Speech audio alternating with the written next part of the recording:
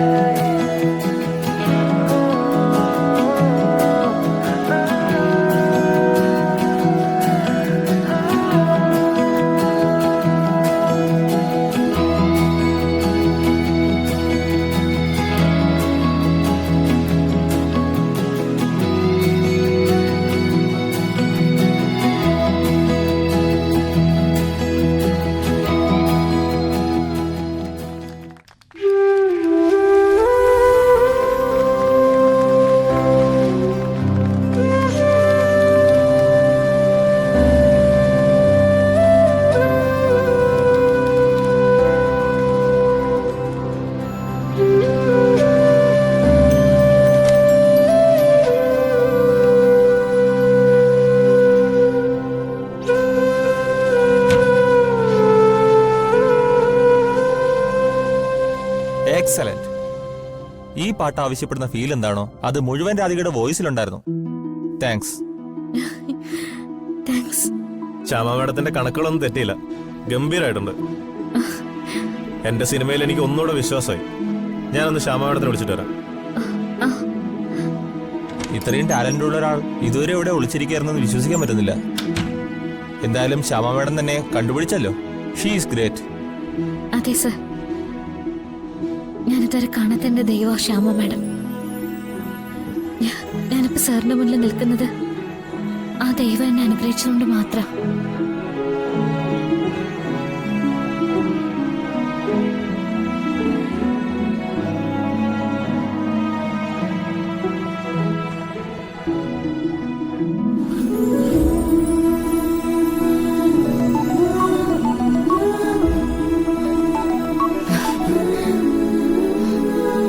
Hello madam, ഞാൻ സ്റ്റുഡിയോയിൽ നിന്ന് പ്രൊഡ്യൂസറാ. സോങ് റെക്കോർഡിംഗ് കഴിഞ്ഞു. എന്നിട്ട് സത്യത്തിൽ മാഡം പറഞ്ഞപ്പോ ഞങ്ങൾ ഇത്രയൊന്നും പ്രതീക്ഷിച്ചില്ല. ആ കുട്ടി അതിഗംഭീരമായിട്ട് പാടി.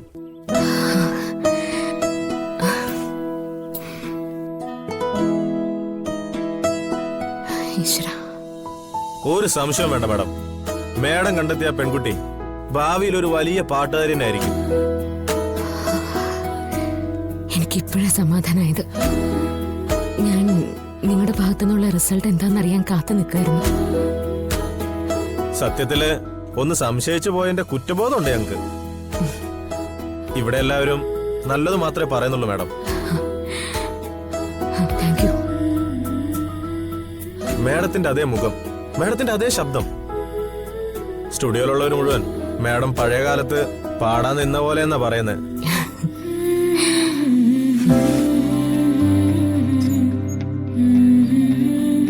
ശരി മാഡം, ശരി, ഞാൻ വിളിക്കാം.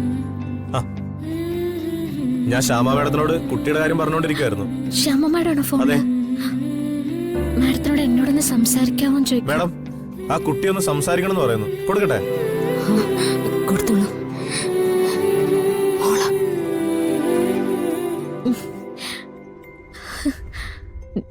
Hello Shyama madam.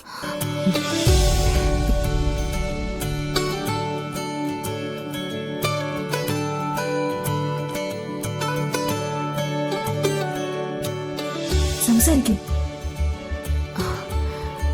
ഹലോ, എന്റെ ജീവിതത്തിലെ എന്തൊരു സന്തോഷമുള്ള ദിവസമാണെന്നറിയോ?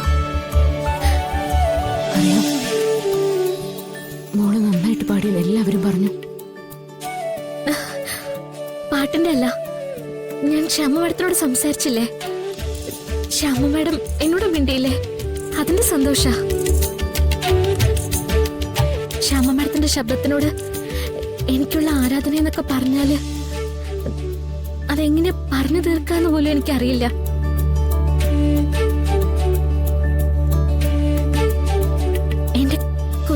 മുതല് ആ ശബ്ദം എന്റെ കൂടെ തന്നെയുണ്ട്.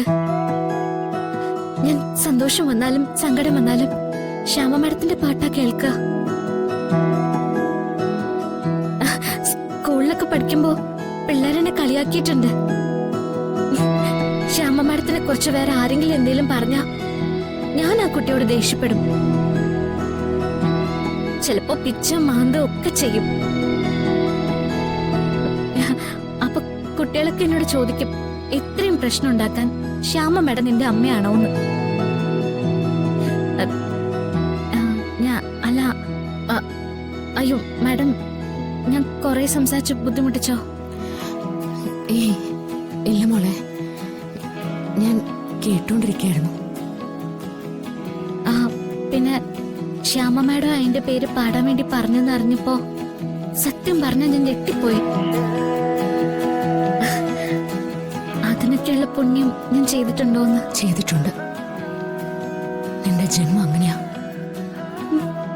എന്താ മാഡം? അല്ല, ഓരോരുത്തർക്കും അവരുടെ ജന്മത്തിൽ ഓരോ കർത്തവ്യം പറഞ്ഞിട്ടുണ്ടല്ലോ. ചിലപ്പോ നേരത്തെ, ചിലപ്പോ കുറെ കാലം കഴിഞ്ഞ്. കുട്ടിയുടെ ഭാവി ഇതിലായിരിക്കും. ആ മാഡം, ഒരു കാര്യം കൂടി. എന്താ? എന്തെങ്കിലും എനിക്ക് മാഡത്തിനൊന്ന് നേരിൽ കാണാൻ പറ്റോ? ഒന്ന് അടുത്ത് നിൽക്കാൻ പറ്റോ?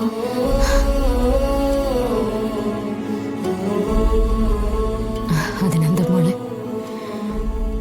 ഒരുപാട് വൈകാതെ നമുക്ക് കാണാം. എന്നാ ശരി മാഡം, ഞാനിനി ബുദ്ധിമുട്ടിക്കുന്നില്ല. ശരി.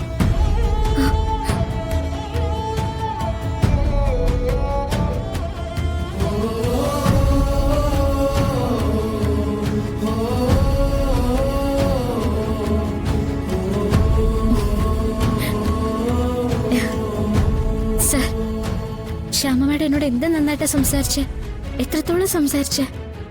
Thank you sir. സത്യത്തില് ഞങ്ങളല്ലേ നിങ്ങൾ രണ്ടുപേരോടും നന്ദി പറയേണ്ടത്. ഇതൊക്കെ ഇത്ര നന്നായിട്ട് അവസാനിച്ചതിന് താങ്ക് യു.